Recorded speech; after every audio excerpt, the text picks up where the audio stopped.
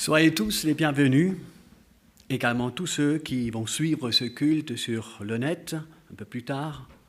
J'aimerais également saluer tout spécialement et remercier Jean-Georges Calmaché de l'église de Souls qui nous apportera le message tout à l'heure et je lui laisserai le soin de se présenter lui-même tout à l'heure. La parole nous enseigne dans 1 Pierre 2, versets 4 et 5, « Approchez-vous de Christ, la pierre vivante rejetée par les hommes, mais choisie et précieuse devant Dieu. Et vous-même, en tant que pierre vivante, laissez-vous édifier pour former une maison spirituelle, un groupe de prêtres saints, afin d'offrir des sacrifices spirituels que Dieu peut accepter par Christ. » C'est ce que nous voulons faire maintenant. Nous approcher de Christ pour nous laisser édifier, pour pouvoir offrir un culte à notre Dieu au travers de son Fils, Jésus-Christ. Commençons en chantant « Nous venons ».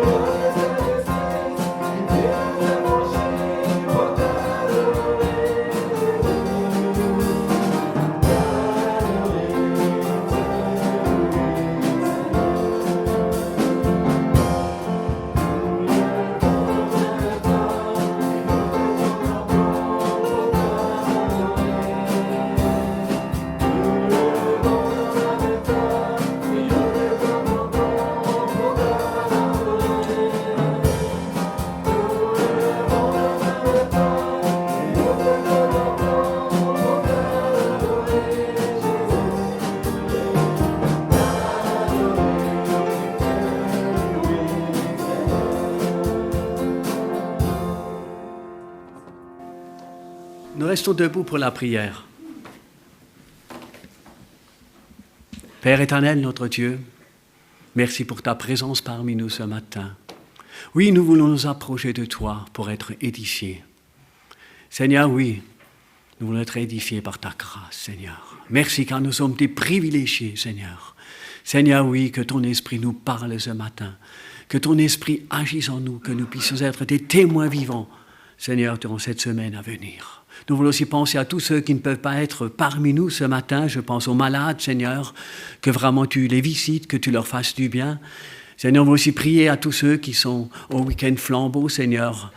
Bénis-les, renouvelle, encourage les moniteurs, Seigneur, et que le cœur de ces enfants puisse être touché aussi par ta grâce, Seigneur.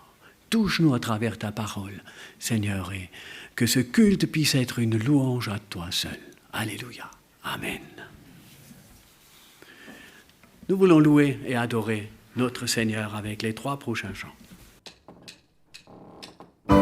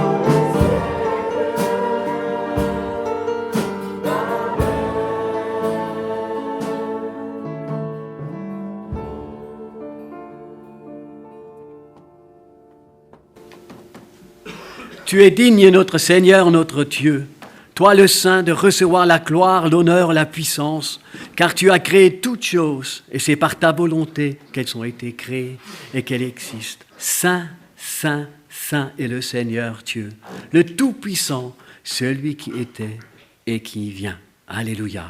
Amen.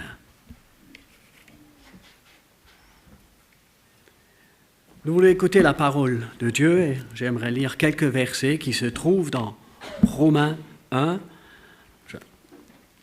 18 à 32.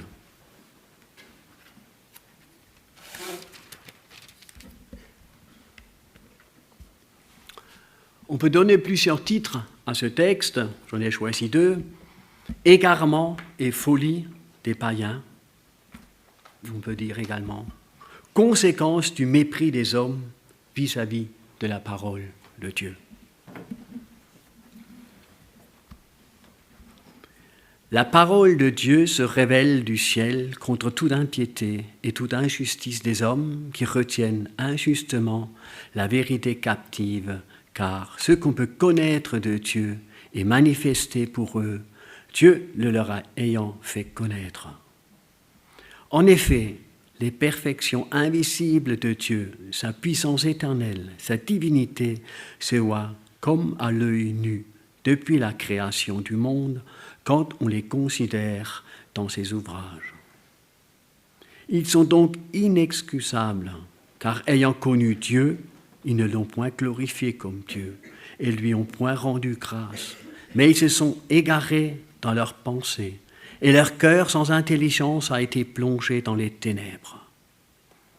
Se vantant d'être sages, ils sont devenus fous, et ils ont changé la gloire du Dieu incorruptible en image représentant l'homme corruptible, des oiseaux, des quadrupèdes et des reptiles. C'est pourquoi Dieu les a livrés à l'impureté, selon les convoitises de leur cœur. Ainsi, ils déshonorent eux-mêmes leur propre corps, eux qui ont changé la vérité de Dieu en mensonge et qui ont adoré et servi la créature au lieu du Créateur qui est béni éternellement. Amen. C'est pourquoi Dieu les a livrés à des passions infâmes, car leurs femmes ont changé l'usage naturel en celui qui est contre nature. Et de même les hommes, abandonnant l'usage naturel de la femme, se sont enflammés dans leurs désirs les uns pour les autres, commettant homme avec homme des choses infâmes et recevant eux-mêmes le salaire qui méritait leur égarement. Comme ils ne se sont pas souciés de connaître Dieu, Dieu les a livrés à leur sens reprouvé pour commettre des choses indignes, étant remplis de toute espèce d'injustice, de méchanceté, de cupidité, de malice, plein d'envie, de meurtre, de querelles, de ruses, de malignité, rapporteurs, médisants, impies, arrogants, hautains, fanfarons, ingénieux au mal, rebelles à leurs parents, dépourvus d'intelligence, de loyauté, d'affection naturelle, de miséricorde. Eh bien, qu'ils connaissent le jugement de Dieu, déclarant dignes de mort ceux qui commettent de telles choses. Non seulement ils les font, mais encore ils approuvent ceux qui les font. Voilà l'état actuel de notre société, qui a troqué la vérité contre le mensonge. Souvent j'utilise ces versets quand les gens me demandent pourquoi le monde est devenu fou. Il suffit de lire ce que je viens de lire. Passons maintenant des ténèbres de ce monde à la lumière de notre Seigneur en chantant « Un jour dans tes parvis ».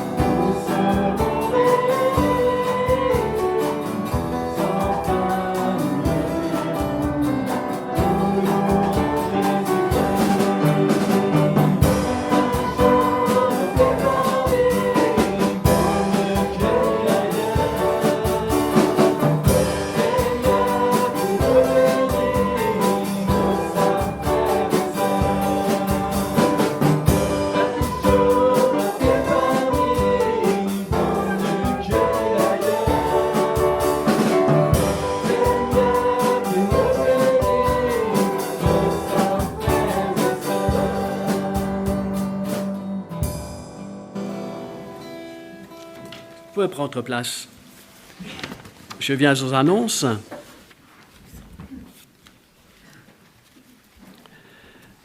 Cette semaine, c'est semaine des groupes bibliques. Donc, mardi soir à 19h30 à Oberdorf-Sparpar.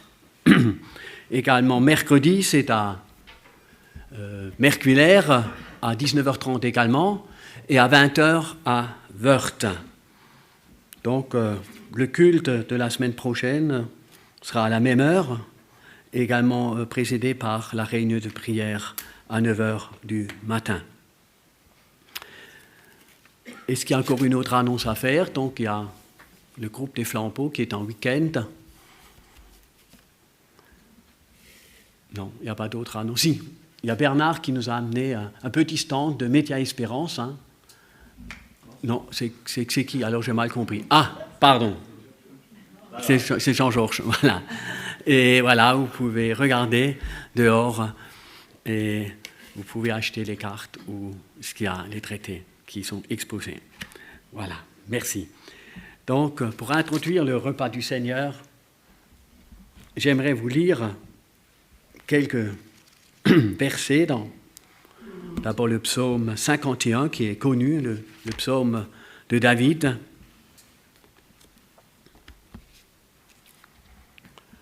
Ô Dieu, aie pitié de moi dans ta bonté, selon ta grande miséricorde, efface mes transgressions. Lave-moi complètement de mon iniquité et purifie-moi de mon péché. Car je connais mes transgressions et mon péché est constamment devant moi. J'ai péché contre toi seul et j'ai fait ce qui est mal à tes yeux, en sorte que tu seras juste dans ta sentence, sans reproche dans ton jugement. Voici, je suis né dans l'iniquité et ma mère m'a conçu dans le péché. Mais tu veux que la vérité soit au fond du cœur. Fais donc pénétrer la sagesse au-dedans de moi. Purifie-moi avec l'hysope et je serai pur. Lave-moi et je serai plus blanc que la neige. Annonce-moi l'allégresse et la joie, et les os que tu as brisés se réjouiront. Détourne ton regard de mes péchés, efface toutes mes iniquités. Ô Dieu, crée en moi un cœur pur et renouvelle en moi un esprit bien disposé. Nous voulons faire silence un moment pour nous préparer pour le repas du Seigneur et je continuerai par une autre lecture.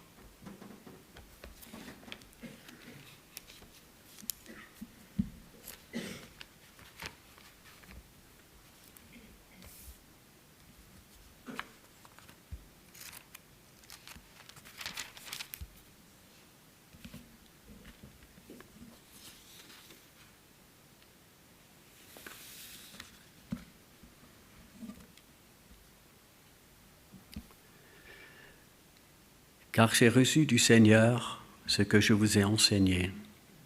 C'est que le Seigneur Jésus, dans la nuit où il fut livré, prit du pain et après avoir rendu grâce, le rompit et dit : « Ceci est mon corps qui est rompu pour vous. Faites ceci en mémoire de moi. » De même, après avoir soupé, il prit la coupe et dit : « Cette coupe est la nouvelle alliance en mon sang. Faites ceci en mémoire de moi toutes les fois que vous en boirez. Car toutes les fois que vous mangez ce pain et que vous buvez cette coupe, vous annoncez la mort du Seigneur jusqu'à ce qu'il vienne. C'est pourquoi celui qui mange le pain ou boira la coupe du Seigneur indignement sera coupable envers le corps et le sang du Seigneur. Que chacun donc s'éprouve soi-même et qu'ainsi il mange du pain et boive la coupe. Car celui qui mange et boit sans discerner le corps du Seigneur mange et boit un jugement contre lui-même. Oui, le repas du Seigneur est réservé aux personnes qui ont accepté la grâce de Dieu, Jésus, dans leur vie. Pour les autres, laissez tout simplement passer le pain et le jus de raisin. Durant ce moment, nous voulons louer, remercier et adorer également notre Sauveur. Sentez-vous libre de faire monter des prières vers lui. Je demanderai à Jean-Marc venir pour m'aider à la distribution et encore pour prier.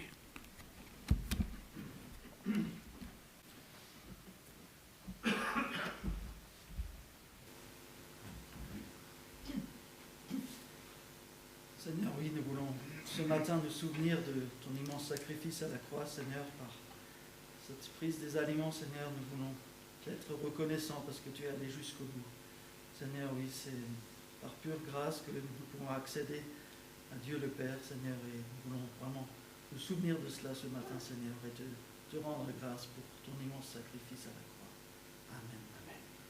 Oui, Seigneur, nous ne serons pas là si tu ne serais pas allé jusqu'au bout pour nous racheter, Seigneur, et nous voulons commémorer cela. Nous voulons nous souvenir, Seigneur, des souffrances que tu as portées à cause de nous, que tu as portées pour nous, Seigneur. Merci. Et te remercier, te louer, te glorifier pour cela. Merci car tu as versé ton sang pour notre rachat. Seigneur, merci d'avoir dit tout est accompli. Oui, Seigneur, nous pouvons accepter tout cela par pure grâce. Merci, Seigneur, pour cette grâce immense. Béni sois-tu. Amen.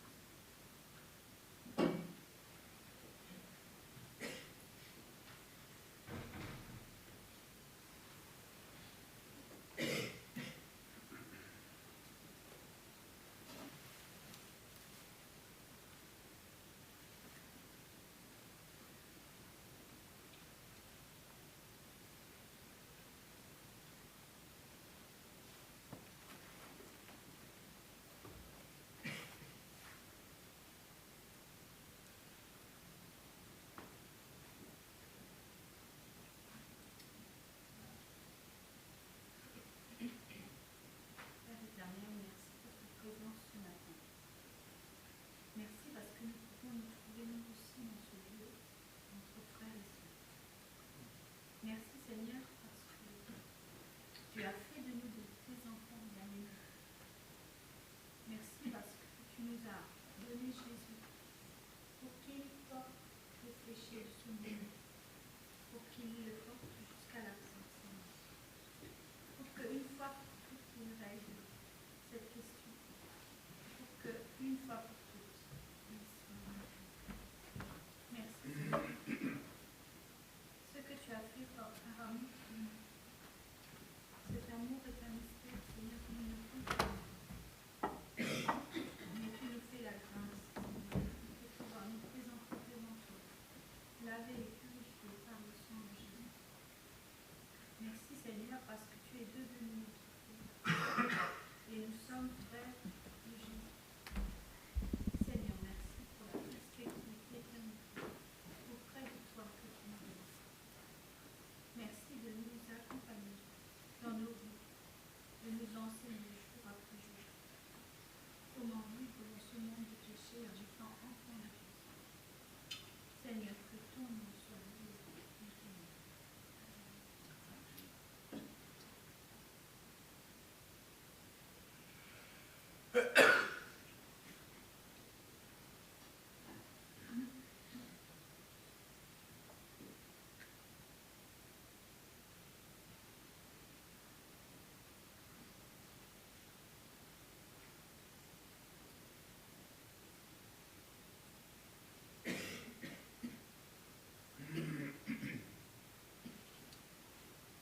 Seigneur Jésus, nous voulons te dire merci tout simplement parce que nous pouvons vivre quotidiennement avec toi. De ce que toi, tu es celui qui nous accompagne, qui nous dirige, qui désire aussi nous guider, Seigneur, et nous faire progresser dans la connaissance de ta personne. Merci pour tout ce que tu as déjà fait dans le passé pour chacun d'entre nous. Et merci de pouvoir aussi nous confier entre tes mains pour le présent et pour le futur. Amen.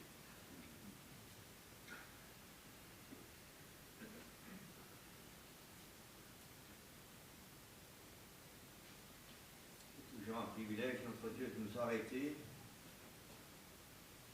devant toi, le Dieu qui dit, et les choses arrivent.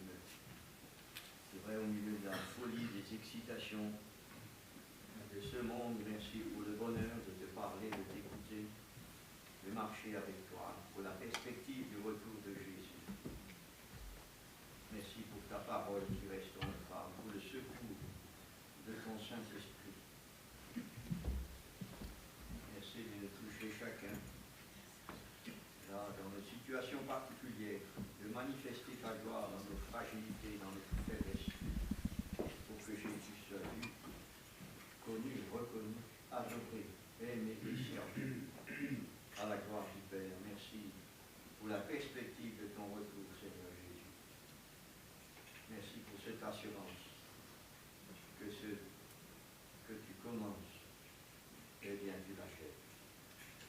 Alors nous nous couvrons devant toi avec profonde reconnaissance, adoration pour ce Dieu que tu es.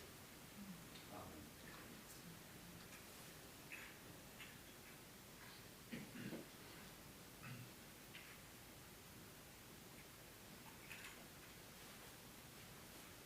Oui, Seigneur, tu es l'ami fidèle, tendre, compatissant.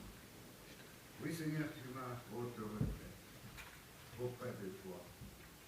Je trouve, Seigneur, l'arbre de paix, la confiance, la sérénité. Je sais que tu me racheteras et je te dois tout l'honneur. Toute la sincérité, toute l'honnêteté d'un grand ami, un ami qui m'a convaincu de son amour, qui m'a porté, dirigé, accompagné, servi, et qui le fait aujourd'hui, à cet instant. Loué soit le Seigneur. Merci.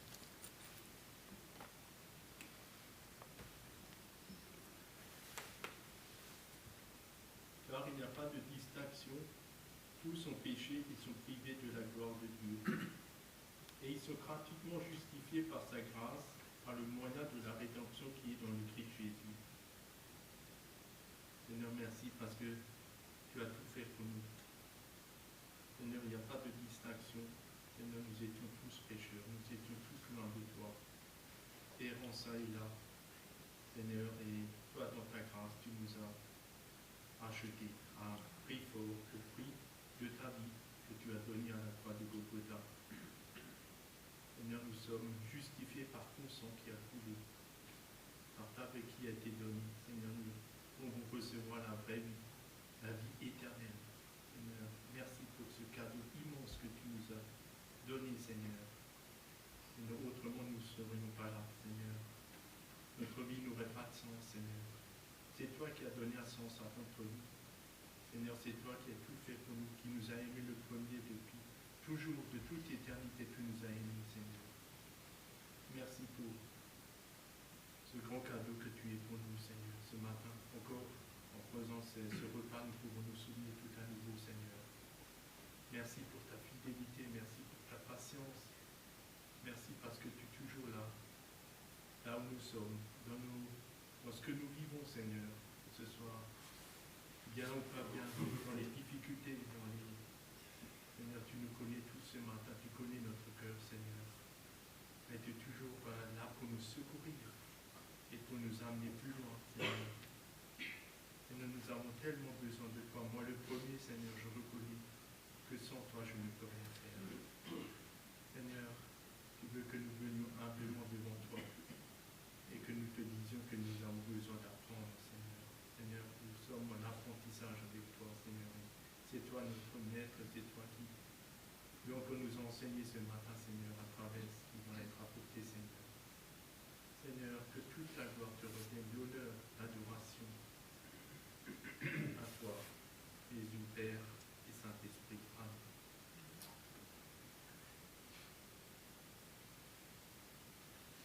Nous te louons notre Dieu, notre Père,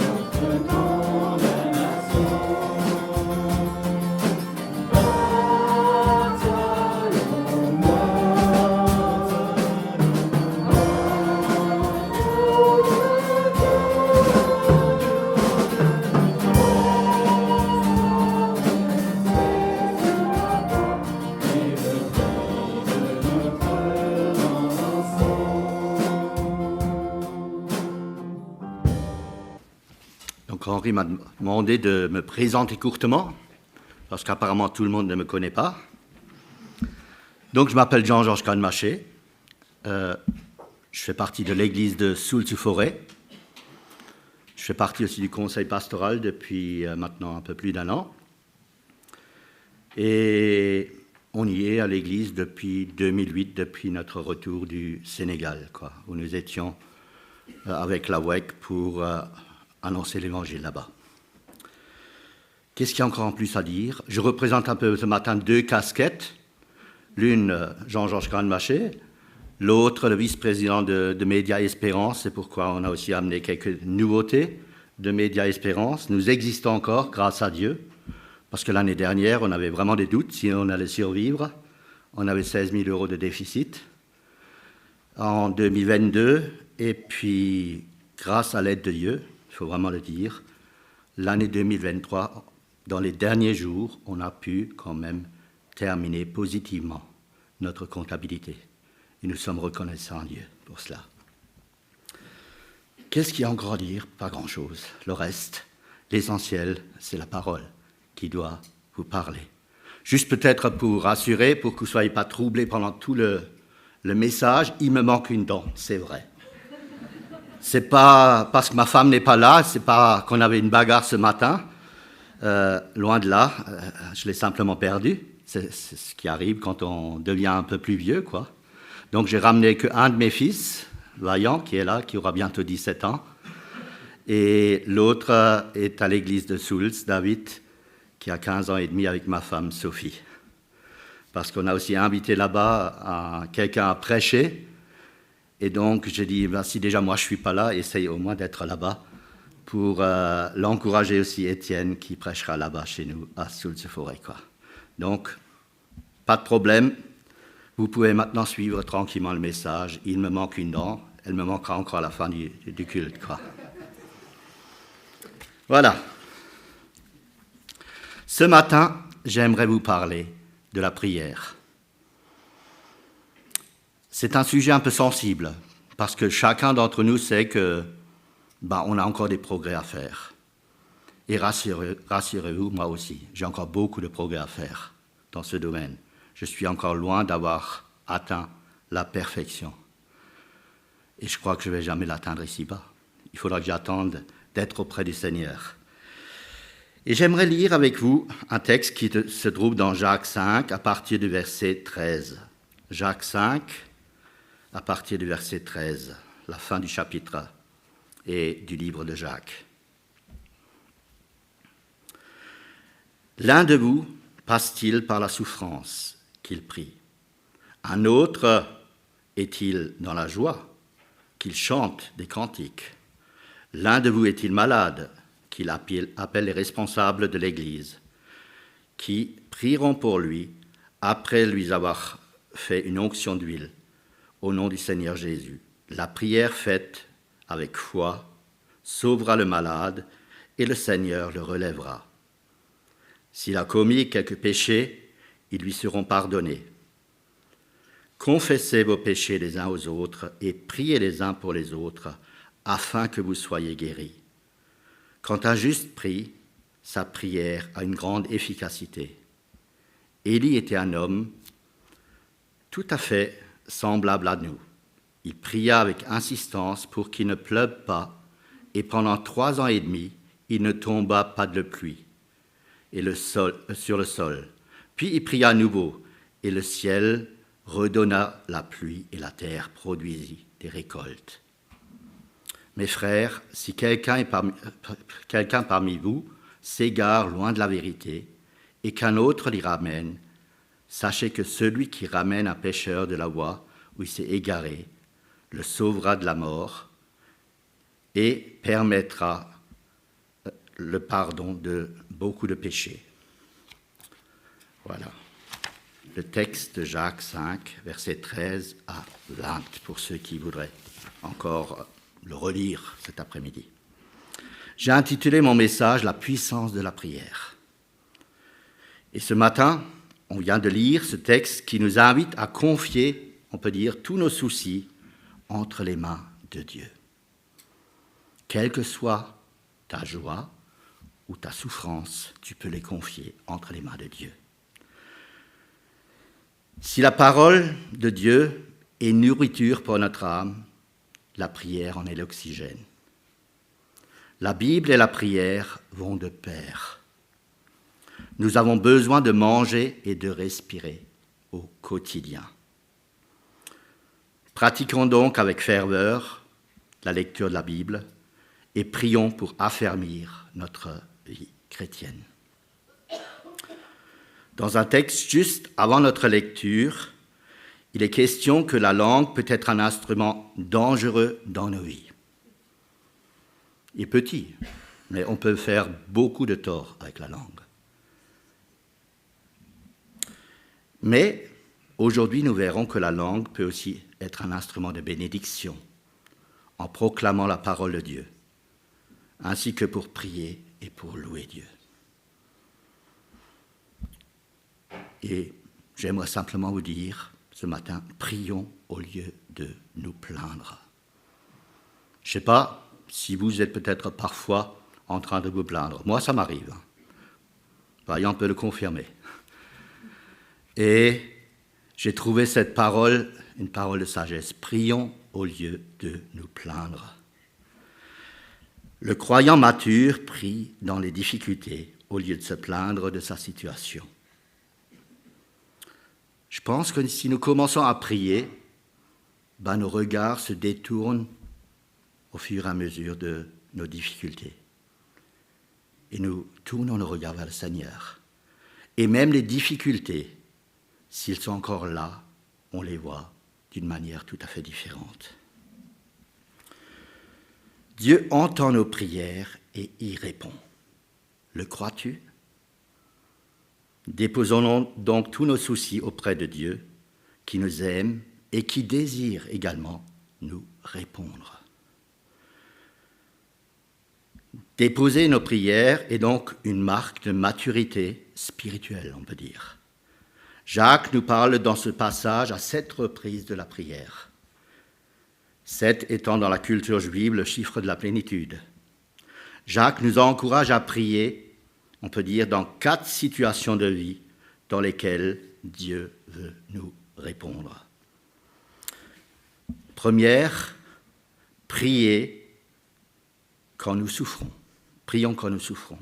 La deuxième, prions quand nous sommes malades. La troisième, prions pour les nations. Et la quatrième et dernière, prions pour ceux qui s'égarent. Donc mon premier point sera prions quand nous souffrons. Est-ce normal en tant que chrétien de souffrir ? J'aimerais dès à présent te rassurer. Si tu souffres à cause de ta foi ou pour toute autre raison, tu es normal. C'est déjà pas mal, hein, si nous sommes normaux. Souffrir fait partie d'un processus de croissance, également pour grandir en Christ. J'aimerais peut-être que vous vous remémorez les moments difficiles que vous avez vécus dans votre vie. N'est-ce pas à ces moments-là que vous êtes davantage accrochés au Seigneur et que vous avez grandi, que vous avez davantage appris à connaître le Seigneur? C'est souvent à travers les moments difficiles. Parce que quand tout va bien, nous sommes comme tous les hommes. Nous n'avons pas besoin de Dieu. Nous pouvons gérer notre propre vie. Mais quand tout va mal, c'est là souvent que nous nous rappelons que nous avons besoin de lui et que lui seul peut nous apporter une solution à nos problèmes. Souffrir fait donc partie d'un processus de croissance pour grandir en Christ. Donc si tu souffres, ne sois pas trop malheureux. C'est que Dieu peut encore t'aider à grandir en lui. C'est facile à dire, mais pas évident à vivre quand on est dans la souffrance. Dans 2 Timothée 2, verset 9, Paul souffrait à cause de l'Évangile. Les enfants de Dieu vivent souvent des difficultés et de la souffrance. Non pas parce qu'ils ont péché, non plus parce que c'est une punition de la part de Dieu, mais simplement, souvent aussi parce que nous vivons à contre-courant de notre société. Et rien que le fait de vivre à contre-courant nous met en porte-à-faux avec notre société et nous amène parfois à souffrir. Donc, si nous souffrons, ne murmurons donc pas contre ceux qui semblent avoir moins de difficultés que nous. Ne murmurons pas non plus contre Dieu, parce que, il faut le dire, parfois on serait aussi tenté à le faire. Non, confions-nous simplement entre les mains de Dieu et ayons cette foi et cette confiance que Dieu nous soutiendra aussi au travers de cette souffrance. Parfois, la souffrance peut même être une bénédiction de Dieu pour nous aider à grandir en lui. L'objectif de Jésus est de nous témoigner son aide, sa toute-puissance, pour surmonter quelle que soit la difficulté que tu vives. Si nous suivons Jésus, que quand tout va bien dans nos vies, que faisons-nous d'exceptionnel ? Jésus peut transformer tes souffrances en triomphe. En es-tu convaincu ? À 3 reprises, Paul voulait être libéré de sa souffrance. Mais Jésus l'a rendu capable de supporter sa souffrance. 2 Corinthiens 12, versets 7 à 10, nous témoigne de cela. Et pensons à Jésus dans le jardin de Gethsémani. Jésus a demandé à 3 reprises à son Père « Éloigne cette coupe de souffrance de moi, si c'est possible. » Mais Dieu lui a donné la force d'aller jusqu'au bout de l'épreuve pour mourir à la croix pour toi et pour moi.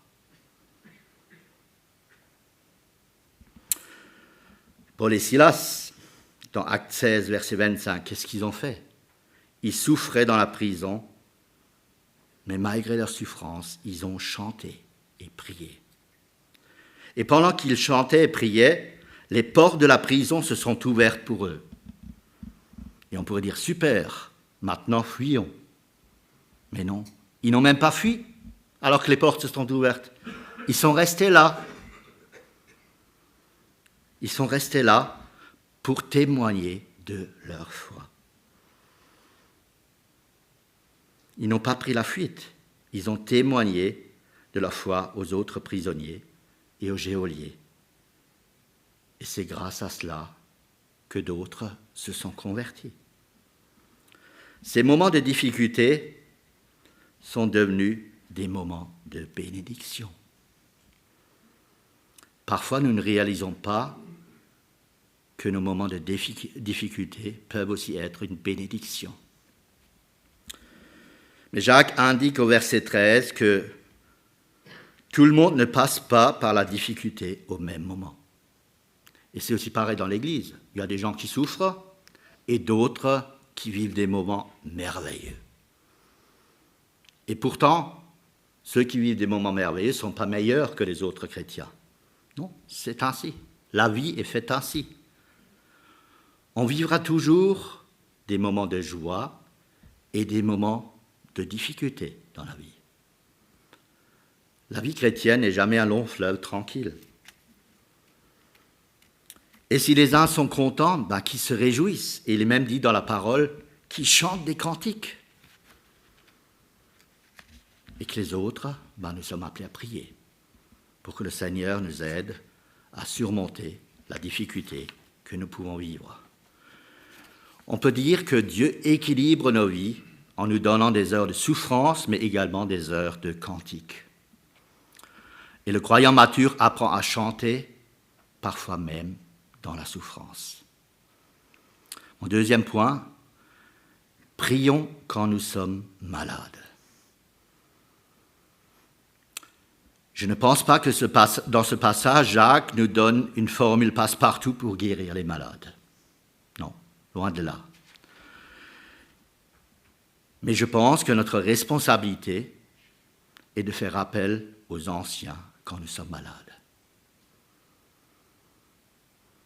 Il y a maintenant presque 6 mois, j'ai eu des difficultés.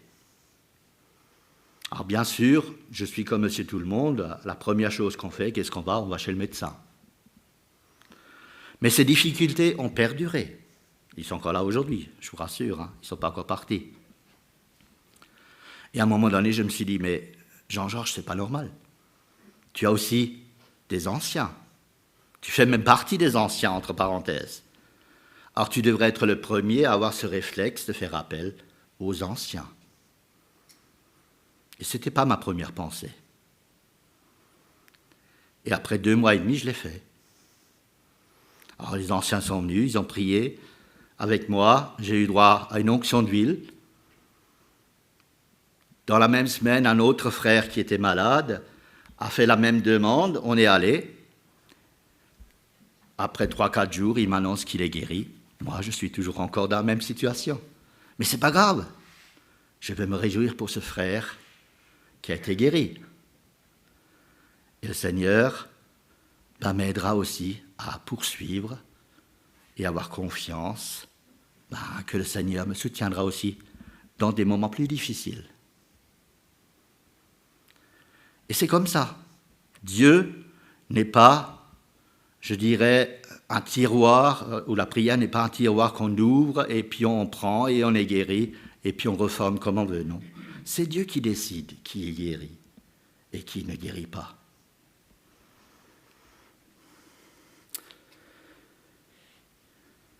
Il est également question de confesser des péchés.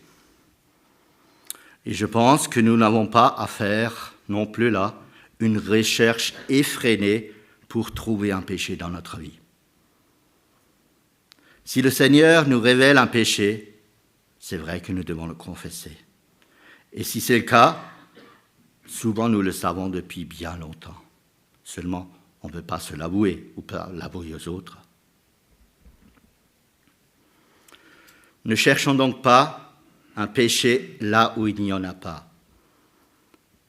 Et ce n'est pas l'onction ni les anciens qui guérissent, mais c'est la prière et c'est le Seigneur qui guérit. Dieu utilise également les médecins pour nous guérir. Et je pense qu'il ne faut pas les ignorer. Dieu peut guérir avec ou sans les moyens humains. D'une manière ou d'une autre, c'est lui qui opère la guérison, à travers le médecin ou à travers son intervention.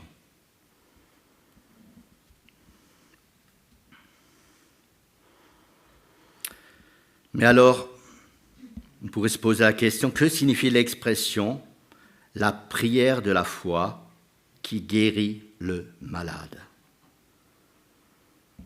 La réponse se trouve dans 1 Jean 5, versets 14 à 15. 1 Jean 5, versets 14 à 15. Voici l'assurance que nous avons auprès de lui. Si nous demandons quelque chose selon sa volonté, il nous écoute. Et si nous savons qu'il nous écoute, quoi que ce soit que nous demandions, nous savons que nous le possédons, ce que nous lui avons demandé. Lorsque nous rendons visite à des personnes malades, je ne sais pas si vous l'avez déjà une fois fait, nous ne savons pas toujours comment prier pour eux.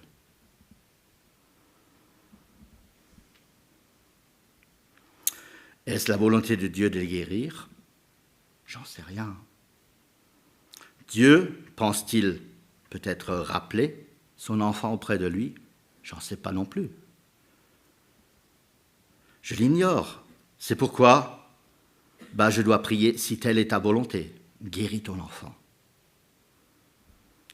Les personnes qui affirment que Dieu guérit toujours et que ce n'est pas sa volonté que ses enfants soient malades, quelque part, ils nient les Écritures et la réalité des faits. Mais lorsque la parole de l'Esprit nous donne la conviction profonde que la volonté de Dieu est qu'une personne soit guérie, alors nous pouvons prier la prière de la foi. Et sans nous attendre à ce que Dieu agisse.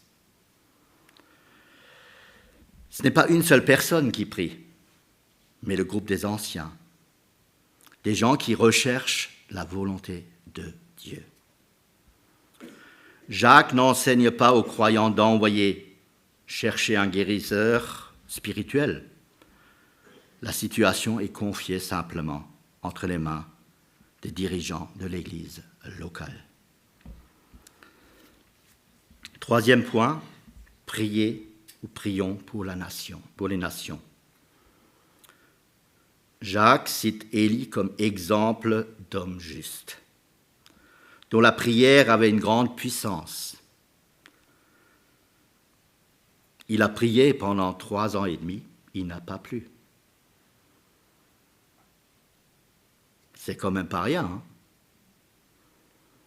Puis il a prié et la pluie est tombée. Le contexte de l'incident qui nous est raconté dans le passage se trouve dans 1 Roi 17 et 18. J'aimerais juste le mettre dans le contexte. Le méchant roi Achab et la reine Jézabel avaient éloigné Israël du Seigneur pour l'amener à adorer Baal, donc des idoles. Dieu a puni la nation en la privant de pluie dont elle avait besoin, d'après Deutéronome 28, versets 12-23. Pendant 3 ans et demi, le ciel demeura sans nuages et la terre fut incapable de produire des récoltes si essentielles à la vie. Israël vivait dans la famine parce qu'il s'était éloigné de Dieu. Et là, on peut dire qu'ils savaient pertinemment qu'ils avaient péché contre Dieu.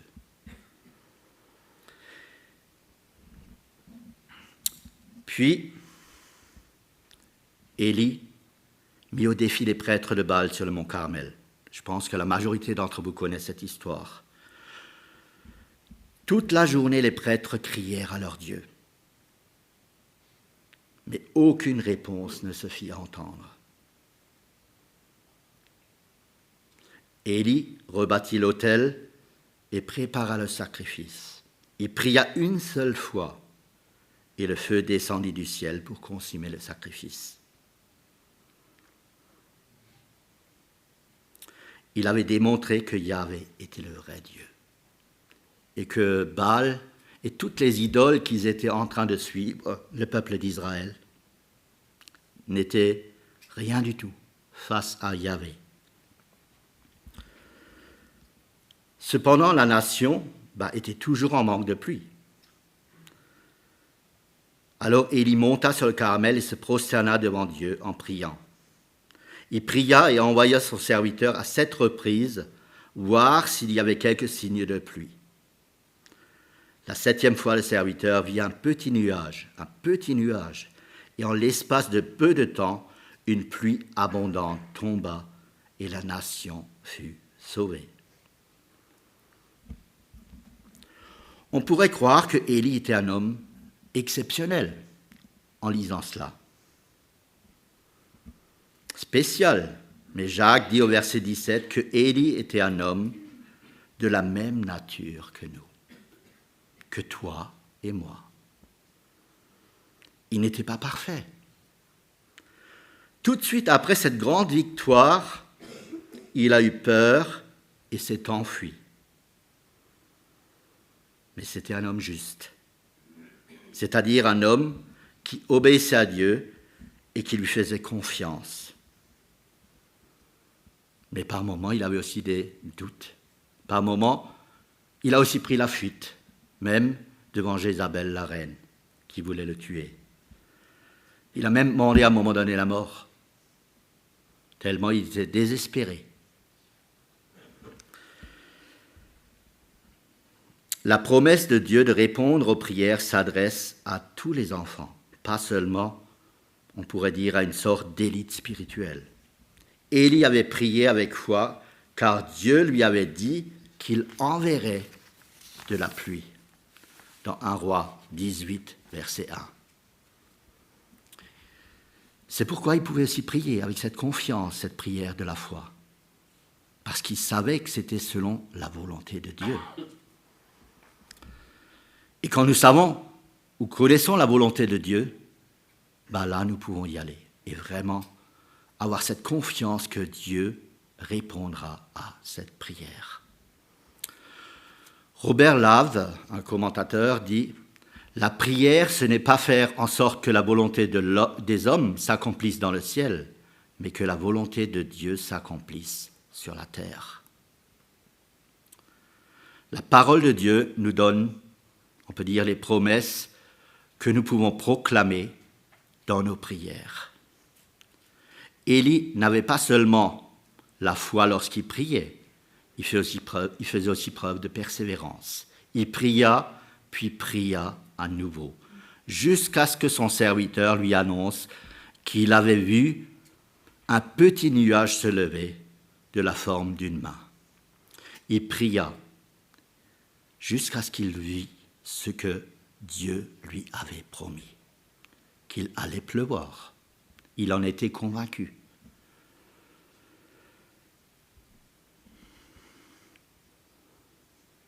Parfois, nous ne recevons pas toujours ce que nous désirons. Parfois, je dirais, c'est parce que nous manquons aussi de persévérance, parce que nous arrêtons de prier. Si tu es convaincu que tu es dans le plan de Dieu, alors poursuis à prier jusqu'à ce que tu aies reçu ce que Dieu t'a promis. Il y a une différence entre vaines paroles et la fervente prière de la foi avec persévérance. Notre Seigneur a prié à 3 reprises dans le jardin, et Paul a prié à 3 reprises pour que son écharpe dans la chair lui soit enlevée. Élie priait avec détermination et intérêt, parce qu'il avait la conviction que c'était la volonté de Dieu. Et c'est pourquoi il a persévéré. Il a envoyé 7 fois son serviteur, jusqu'à ce qu'il ait une réponse positive. Un membre d'une église se perdait parfois en discours interminables tandis qu'il priait lors d'une réunion de prière. Je ne sais pas si vous avez déjà vécu ça. Moi, j'ai aussi déjà vécu des moments de prière où il y avait un frère qui priait, et je me suis dit, mais il ne va jamais s'arrêter. Il ne va jamais s'arrêter. Il ne laisse même pas les autres prier.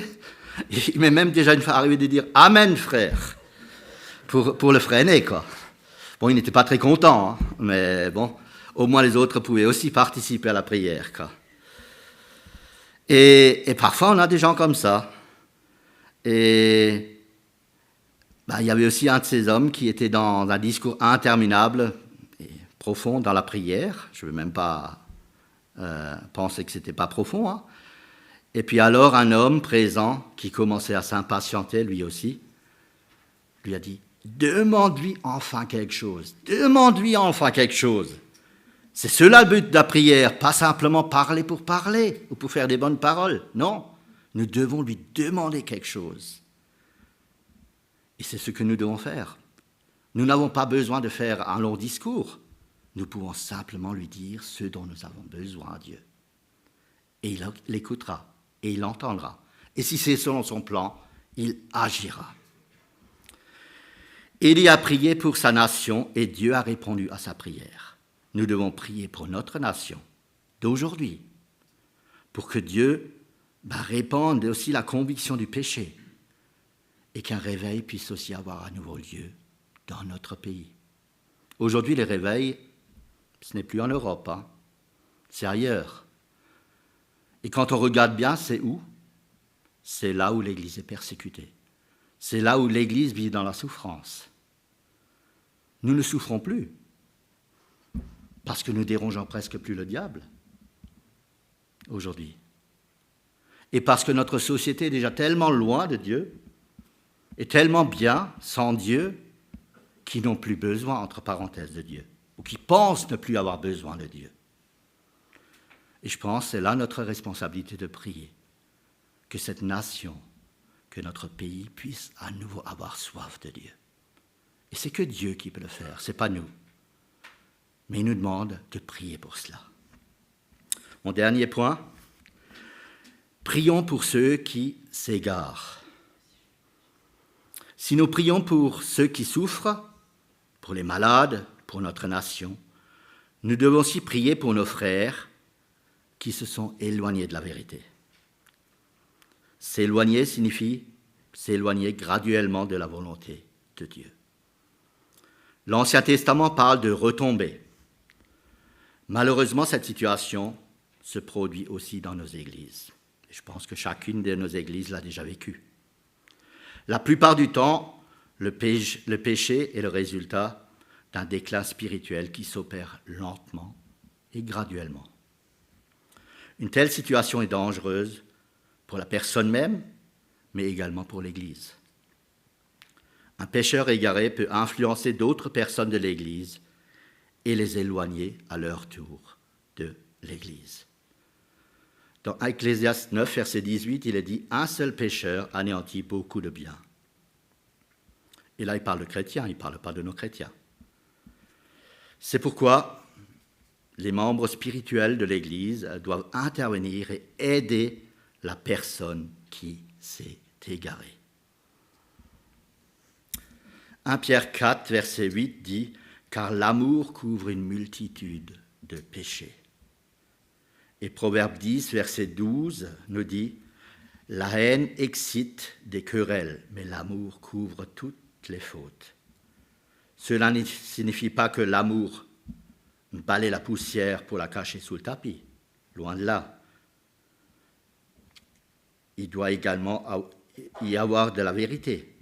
Et Éphésiens 4, verset 12 nous dit, en disant la vérité avec amour. Nous devons dire la vérité avec amour. C'est toujours difficile quand on doit aller vers un frère ou vers une sœur pour lui dire quelque chose de désagréable. Mais en même temps, je pense que c'est parfois nécessaire. Nous n'osons presque plus le faire dans notre assemblée ou dans nos assemblées. Ça doit vraiment arriver à un extrême pour que nous soyons prêts à agir de la manière.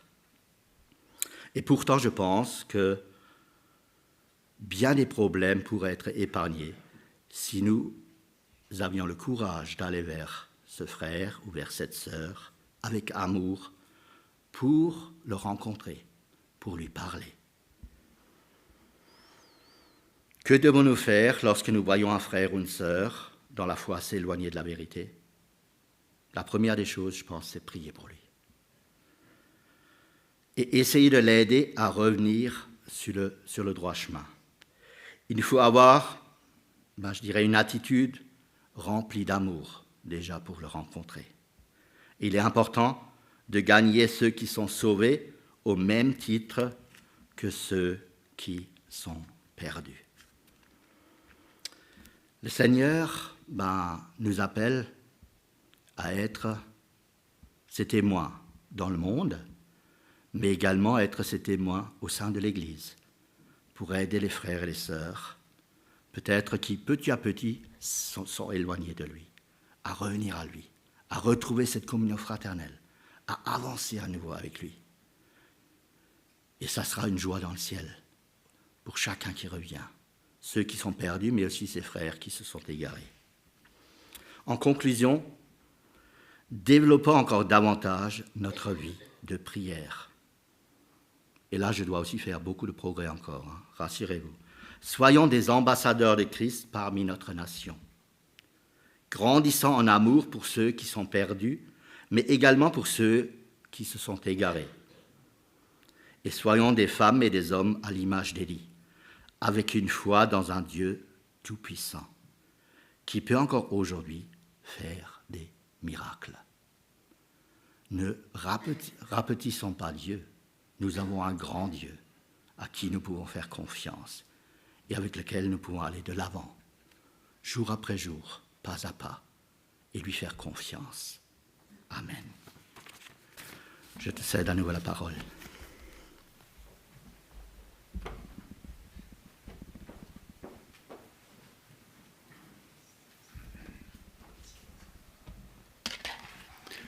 Je suggère qu'on fait encore un moment de silence pour remémorer ce que nous avons entendu.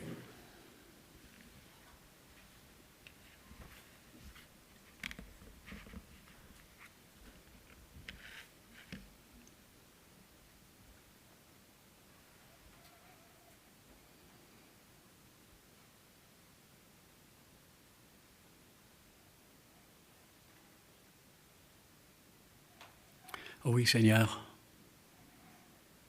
nous avons ce grand privilège de pouvoir nous adresser à toi grâce à ton Fils. Et combien de fois nous n'utilisons pas ce privilège? Nous nous débattons avec des choses, Seigneur, que nous pourrions déposer au pied de ta croix. Seigneur, aide-nous à mettre en pratique cette parole. Aide-nous à mettre en pratique, Seigneur, de nous adresser à toi jour après jour, avec tous nos manquements, nos péchés. Tout ce qui tourne autour de nous, Seigneur, aide-nous à te le confier et à te faire confiance. Seigneur, nous avons tellement besoin de toi, car sans toi, nous ne pouvons rien faire. Merci pour ta présence, merci pour ce culte. Merci car tu es avec chacun d'entre nous et tu nous aideras, Seigneur, à vivre pour toi et que chacun puisse partir de ce lieu en étant fortifié par ta grâce et en se rappelant qu'il peut s'adresser à n'importe quel moment à toi. Oui, Seigneur, agis à travers ton esprit, en nous et à travers de nous, durant cette semaine à venir. Amen. J'aimerais encore vous laisser une parole. Ma grâce te suffit, car ma puissance s'accomplit dans la faiblesse, dit le Seigneur. Pour le reste, frères et sœurs, soyez dans la joie. Travaillez à vous perfectionner. Encouragez-vous. Vivez en plein accord dans la paix, et le Dieu d'amour et de paix sera avec vous. Que Dieu vous bénisse. Bon dimanche et bonne semaine.